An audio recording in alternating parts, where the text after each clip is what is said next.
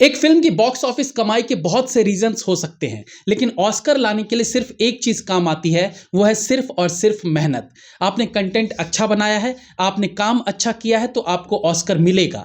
अन्यथा कितने भी प्रमोशन कैंपेन कर लो, फिल्म के लिए कितने भी कंट्रोवर्सीज क्रिएट कर लो, बट ऑस्कर में ये सारे हथकंडे काम नहीं आते। वहां जिसमें है दम, हु कैन फक सिंघम। ये क्या बोल रहे हैं भैया जी? वो पता नहीं, फीलिंग तो सही थी, शायद शब्द गलत चुन लिए। तो कहने का मतलब था जिसमें होगा दम वही ऑस्कर जीत सकेगा। और ट्रिपल आर ने रिलीज होते ही न केवल दम खम दिखाया था, बल्कि फाइनली फिल्म ने ऑस्कर लाकर देश को गौरवान्वित भी कर दिया।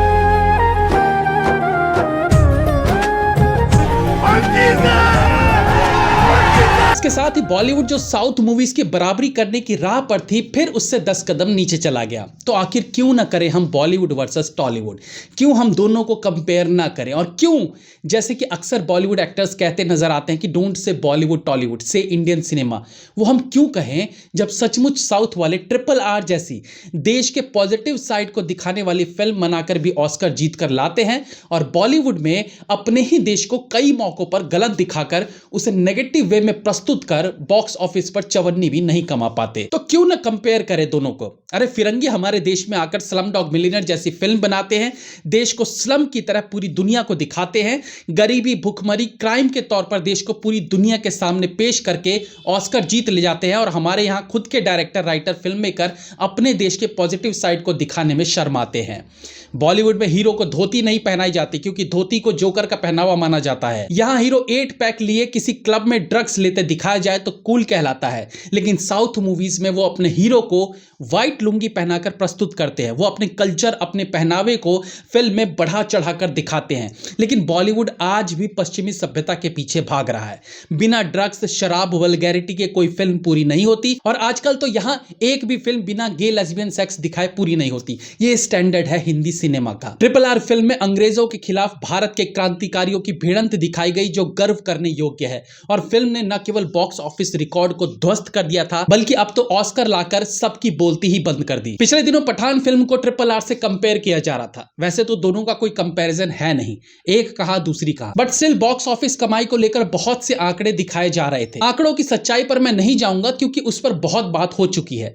फिलहाल हम उसे सही मान भी लें, और अब अगर पठान 2000 करोड़ भी कर ले, तो भी ट्रिपल आर उसके रेंज में आने वाली फिल्म नहीं रही। क्योंकि कुछ चीजें बॉक्स ऑफिस से ऊपर होती है, जिन्हें कीमत से नहीं आंका जा सकता। बॉलीवुड वर्सेस साउथ मूवीज का डिबेट काफी समय से चल रहा है, और साउथ ने कई कीर्तिमान स्थापित कर खुद को बॉलीवुड से कहीं बेहतर इंडस्ट्री के रूप में प्रस्तुत किया भी है।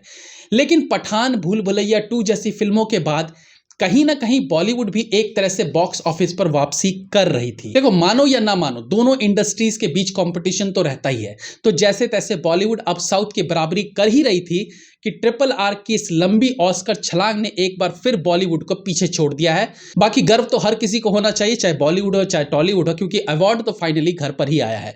बट ट्रिपल आर की इस ऑस्कर वाली कामयाबी ने एक बार फिर पूरे देश की फिल्म इंडस्ट्री को यह सोचने का मौका दिया है कि हमारा देश ही कहानियों का भंडार है। अगर इसकी गहराई में जाएं तो अनेकों ऐसी कहानियां हैं जिन पर फिल्म बनाई जा सकती है, और जिससे हमारे यहाँ की परंपरा, यहाँ के कल्चर को दुनिया भर में दिखाया जा सकता है। क्यों बेवजह हीरो हीरोइन को लंदन, फ्रांस, पेरिस ले जाकर गाने शूट किए जाते हैं? क्यों कंतारा की तरह गांव में रहकर वहां की परंपराओं पर कहानी नहीं बनाई जा सकती? ऑस्कर का एक इजी फंडा समझ लेना जरूरी है।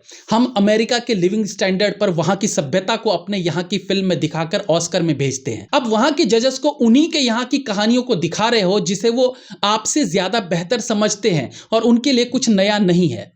फॉर एग्जाम्पल, आप एक इंडियन फैमिली दिखाते हो जहां अंडर एज बेटा बाप के साथ बैठकर ड्रिंक करता है, बेटी अपनी ही फ्रेंड के साथ लेस्बियन सेक्स कर रही है, छोटे छोटे कपड़े पहनकर पब्स में जाती है, ड्रग्स लेती है।